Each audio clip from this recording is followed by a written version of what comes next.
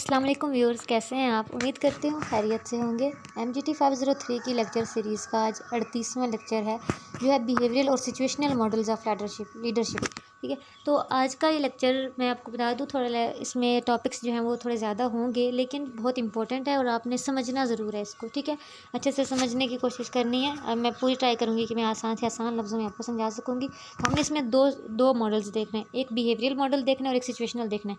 यानी बिहेवियर के लिहाज से लीडरशिप कितने किस्म की हो सकती है, उसके लिए कितने मॉडल पेश किए गए, और फिर सिचुएशन के लिहाज से क्या क्या आज तक लोगों ने बातें की हैं कि कितनी किस्म की लीडरशिप हो सकती है।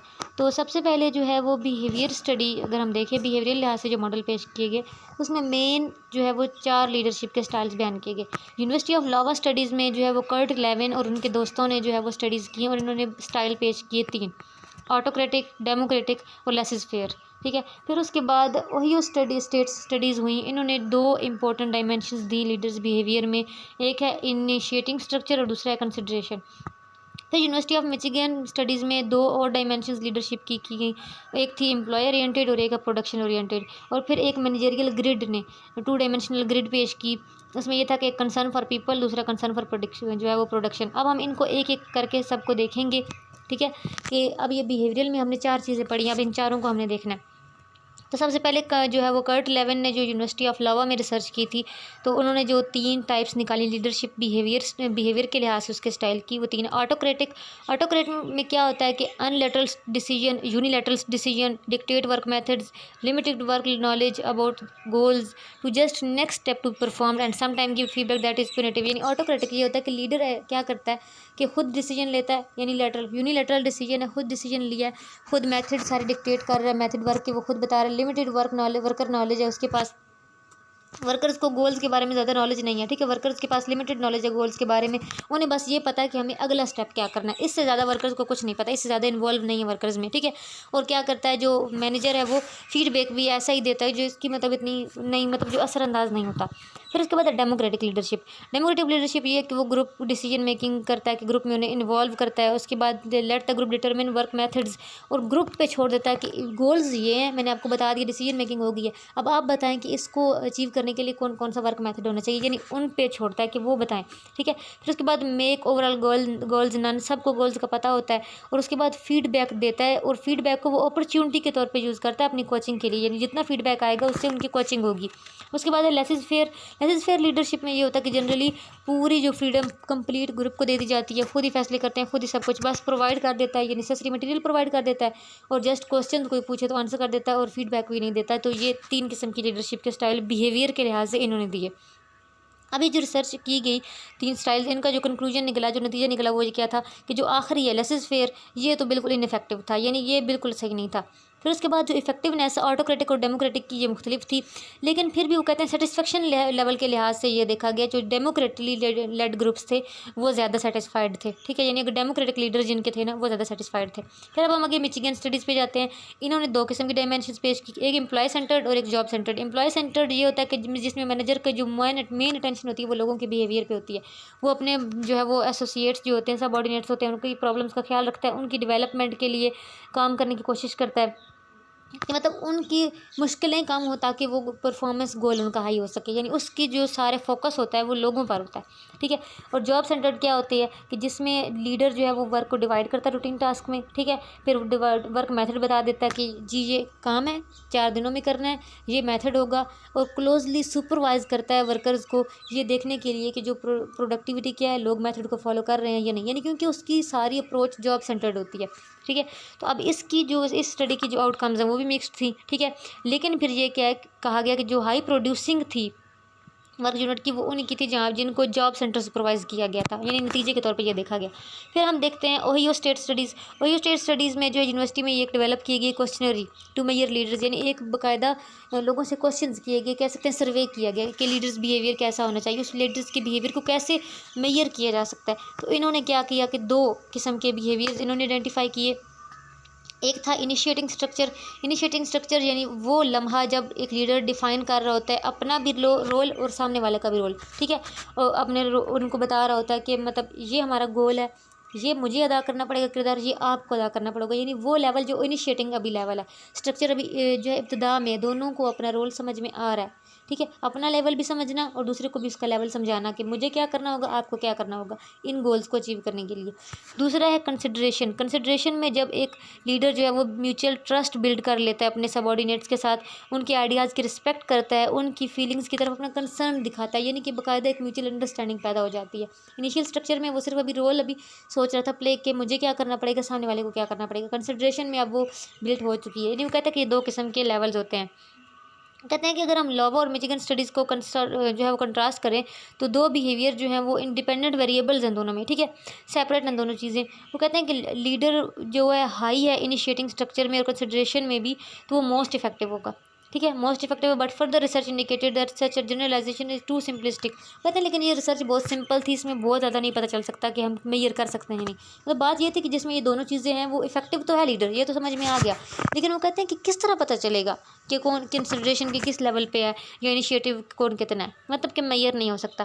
फिर उसके बाद है मॉर्टन ब्लैक मैनेजरियल ग्रिड, जो ग्रिड पेश की गई। अब इस ग्रिड में जो दो लोगों को, एक है कंसर्न फॉर पीपल, एक है कंसर्न फॉर प्रोडक्शन, यानी कि एक वो लीडर होता है जिसका कंसर्न लोगों के साथ होता है, एक वो होता है जिसका कंसर्न सारा जो है वो प्रोडक्शन की तरफ होता है। तो कहते हैं कि इन्होंने क्या किया, यूज अ ट्रेनिंग डिवाइस, इन्होंने ऐसी ट्रेनिंग डिवाइस बनाई, ट्रेनिंग को एज अ डिवाइस यूज़ किया जिससे पता चल सके कि मैनेजर अपना उसका स्टाइल क्या है, ठीक है। The grid enables manager to understand their own styles, यानी कि ये जो ग्रिड है ट्रेनिंग की, ये एक मैनेजर को एबल करती है कि उसको अपना स्टाइल, कि उसे कौन सा स्टाइल अपनाना है एज अ लीडर, वो उसे पता चल जाएगा। उसके बाद manager high in concern for people and concern for production is the theoretical ideal, ठीक है। कंसर्न फॉर पीपल हो या कंसर्न फॉर प्रोडक्शन, ये उन पर डिपेंड करता है उनकी थ्योरीज के लिहाज से।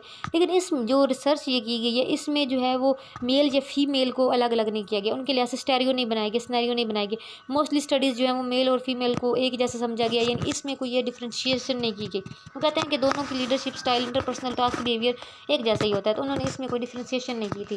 फिर अब हम चलते हैं, बिहेवियरल थ्योरीज हमने पढ़ ली, अब हम चलते हैं सिचुएशनल थ्योरीज की तरफ कि सिचुएशनल हालात के लिहाज से किस तरह जो है वो लोगों की लीडरशिप स्टाइल चेंज होते हैं। कहते हैं कि इतने मतलब बिहेवियर के लिहाज से इतनी स्टडीज़ हुई लेकिन फिर भी कोई ख़ास जो है वो नई मेजर हो सकी जो है वो के लीडरशिप स्टाइल, ठीक है। तो उसके बाद क्या किया गया, फोकस किया गया सिचुएशनल फैक्टर्स पे कि किस तरह एक पर्टिकुलर स्टाइल जो लीडरशिप वो इफेक्ट होता है सिचुएशन की वजह से, कि एक इंसान की सिचुएशन की वजह से उसका बिहेवियर चेंज हो जाता है। तो सिचुएशनल थ्योरीज जो है वो एम्फसाइज करती हैं सिचुएशंस पे।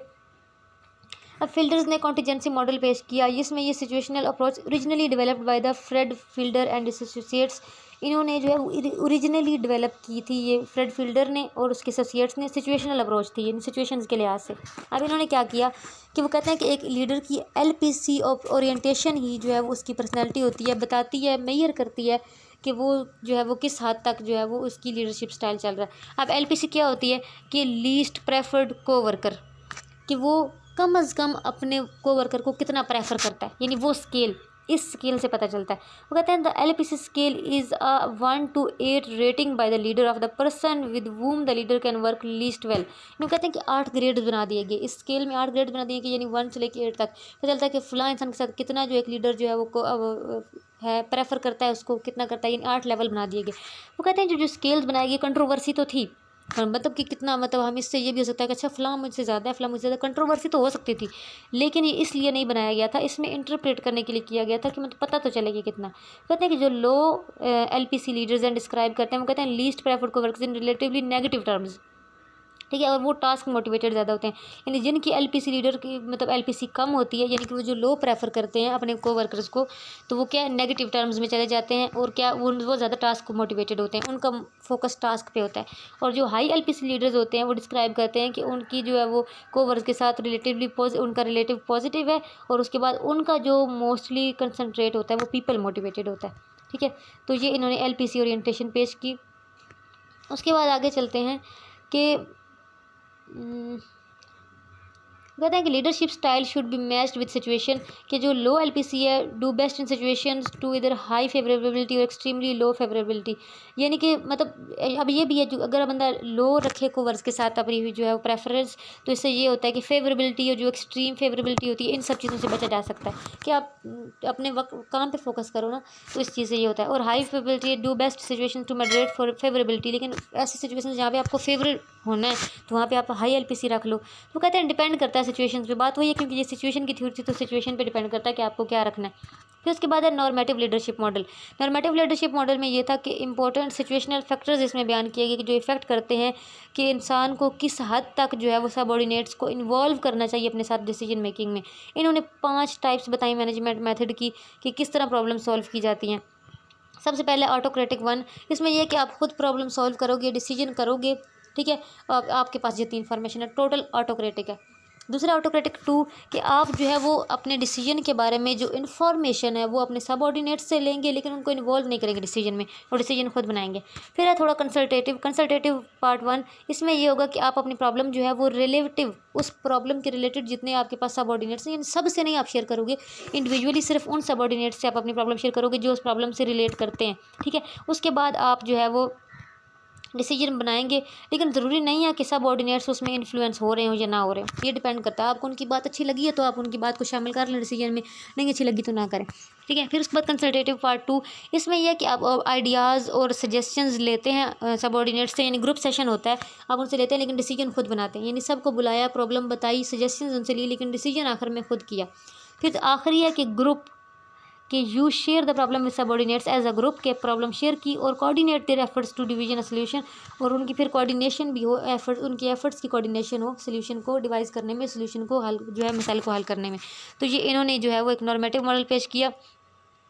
फिर उसके बाद है कि the revised normative leadership model जो है वो यूज़ हो सकता है 2 वेरिएशंस में। वो कहते हैं कि पता चलता है कि मतलब ये यूज़ करना है या नहीं करना, यानी हम ये देखेंगे कि क्या ऐसी हालत है कि जब हमारे लिए अब अपने सब ऑर्डिनेट्स को जो है उनकी डेवलपिंग, उनके अंदर जो डिसीजन मेकिंग या उनकी तरक्की जो है या उनको साथ लेके चलना ज़्यादा इंपॉर्टेंट है टाइम बचाने से, यानी कि हालात ऐसे हैं कि हम डिसीजन लेकिन, क्योंकि ऐसी बात है ऐसी डिसीजन मेकिंग में टाइम तो बहुत लगेगा ना, सबको साथ मैच करके चलना है। तो कहते हैं कि फिर डिपेंड करता है सिचुएशन पे कि अगर सिचुएशन ऐसी है कि आप उनको लेके चलना साथ ज़्यादा इंपॉर्टेंट है टाइम बचाने से, तो फिर तो आप ऐसे कर लोगे। लेकिन अगर ऐसा है कि टाइम मिनिमाइजिंग ज़्यादा इंपॉर्टेंट है तो फिर आप ऐसी बात उनको साथ शामिल नहीं कर सकते, तो वो ये सिचुएशंस 2 बन जाती हैं इनको इस्तेमाल करने में। फिर है सिचुएशनल लीडरशिप थ्योरी, ये जो है पॉल हर्से और केन ब्लैंचर्ड ने पेश की थी। कहते हैं कि leadership need to alter their behaviours depending on the readiness of the followers, यानी फॉलोअर्स की रेडीनेस के लिहाज से जो है वो बिहेवियर जो डिपेंड करता है उसको चेंज करना पड़ता है। वो कहते हैं कि 2 लीडर्स बिहेवियर हैं, एक होता है टास्क बिहेवियर और एक होता है रिलेशनशिप बिहेवियर। टास्क बिहेवियर ये है कि when leaders engage in spelling out the duties and responsibilities of an individual और वर्क, यानी उसको स्पेल आउट करके दे रहा है, मतलब बता रहा है कि तुम्हारी ये ड्यूटी है, ये तुम्हारी रिस्पॉन्सिबिलिटी है, किसी भी इंडिविजुअल को या ग्रुप को स्पेल आउट जैसे करके दे रहा है, बता रहा है। रिलेशनशिप बिहेवियर ये होता है कि लीडरशिप एंगेज होता है 2 वे और मल्टी वे कम्युनिकेशन में। वहाँ पे टास्क बिहेवियर में ये था कि काम के लिहाज से वो इन्वॉल्व है, सिर्फ उसके टास्क के लिहाज से उसमें एंगेज है, उसका काम समझाना, काम के लिहाज से वो उसकी रिस्पॉन्सिबिलिटी क्या होगी टोटली गाइड कर रहा है। लेकिन रिलेशनशिप बिहेवियर में ये होता है कि काम के अलावा उसका मल्टी वे या 2 वे कम्युनिकेशन होती है, यानी कि फॉर एग्जांपल उसकी काम के लिहाज से भी उसका साथ है लेकिन उसको जो है वो बाकी सिचुएशंस में भी, यानी कि आप कह सकते हैं पर्सनल सिचुएशन में भी उसके साथ रिलेशंस हैं, ठीक है। तो आगे हैं 4 लेवल ऑफ रेडीनेस। रेडीनेस हमने कहा ना कि रेडीनेस के लिहाज से चेंज होगा बिहेवियर, कि टास्क बिहेवियर रखना या रिलेशनशिप बिहेवियर रखना है, तो लेवल्स हैं रेडीनेस के,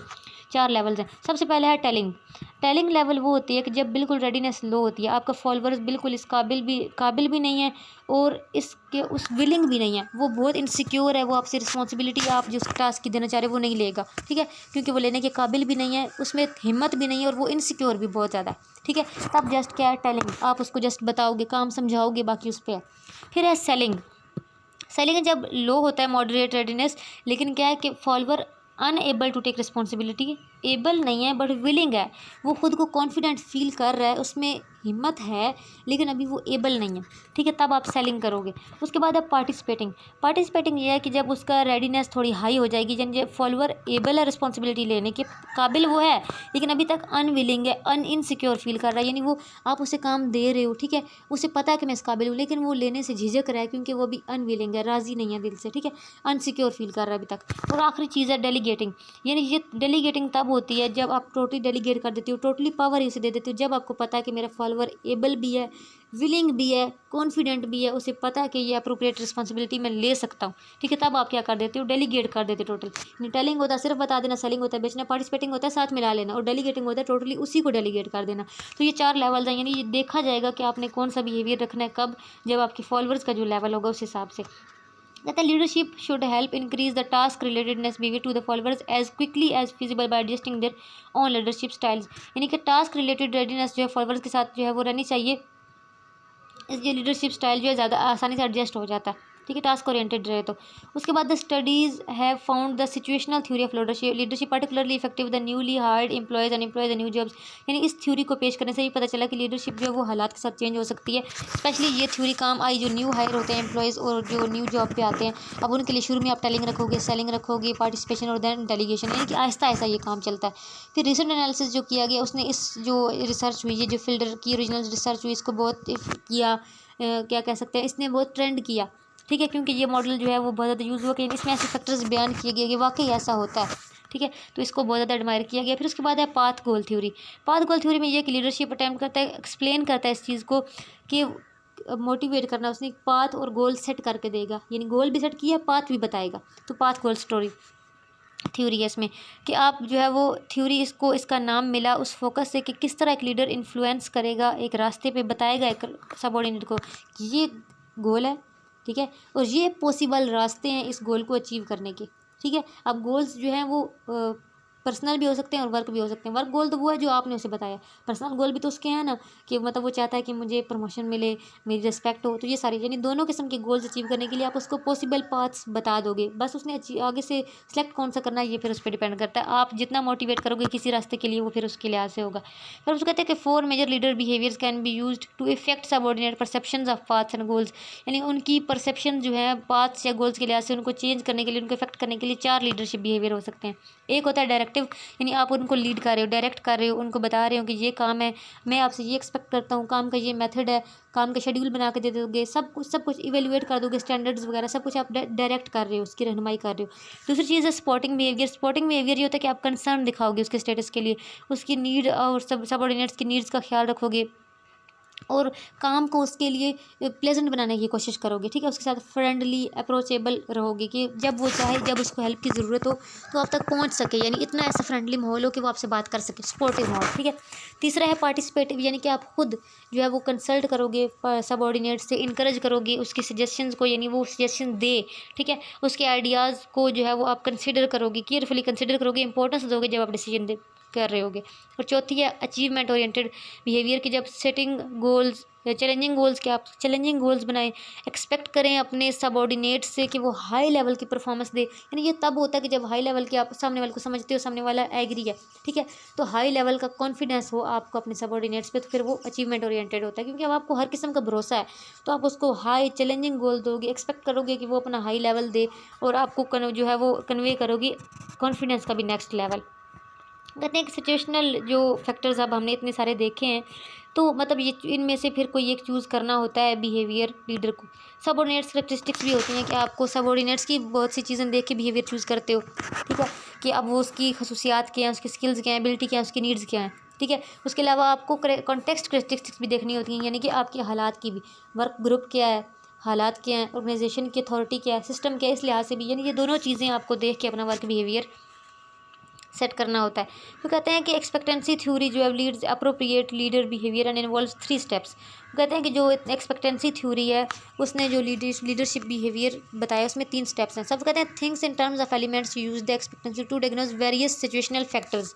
यानी सबसे पहले आप जो है वो सिचुएशनल फैक्टर्स को सामने रखो कि कौन कौन सी सिचुएशंस हैं और मुझे क्या क्या करना है, ठीक है। सिचुएशनल फैक्टर्स में अब हमने एक्सपेक्टेंसी थ्योरी में 3 चीज़ें पढ़ी थी ना, कि एफर्ट और परफॉर्मेंस का लिंकेज, परफॉर्मेंस और आउटकम का लिंकेज, और फिर आउटकम का जो रिवार्ड वो मेरे लिए कितना वैल्यूएबल है ये। यानी ये तीनों चीज़ों को देख के आप देखो कि हालात क्या हैं सिचुएशनल फैक्टर्स, और फिर जो है वो ये तीनों काम क्या हो सकते हैं, एफर्ट, परफॉर्मेंस और फिर रिवार्ड, ये तीनों पॉसिबल हैं या नहीं। फिर उसके बाद हैं सिचुएशनल फैक्टर्स को डायग्नोज करने के बाद आप ये देखो कि कौन कौन से एलिमेंट्स हैं एक्सपेक्टेंसी के जो टारगेटेड है, मुझे अपने एफर्ट पे फोकस करना है, परफॉर्मेंस पे करना है या रिवार्ड पे करना है, ठीक है। टारगेटेड कौन कौन से हैं, हालात के लिहाज से इस वक्त मैं क्या टारगेट रखूँ, अपना एक्सपेक्टेशन क्या रखूँ मैं अपनी, ठीक है। और फिर तीसरी है कि appropriate leader behaviour are initiated to change the situational factors.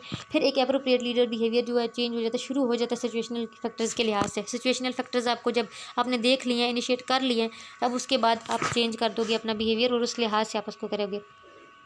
तो व्यूअर्स, ये था हमारा आज का लेक्चर। उम्मीद करती हूँ कि आपको समझ में आ गया होगा। अगर किसी का कोई कन्फ्यूजन हो, कोई सवाल हो, तो आप कमेंट बॉक्स में पूछ सकते हैं। अगर वीडियो अच्छी लगी तो कमेंट करें, शेयर करें, लाइक करें और चैनल को सब्सक्राइब करें। अगले लेक्चर तक के लिए अल्लाह हाफिज़।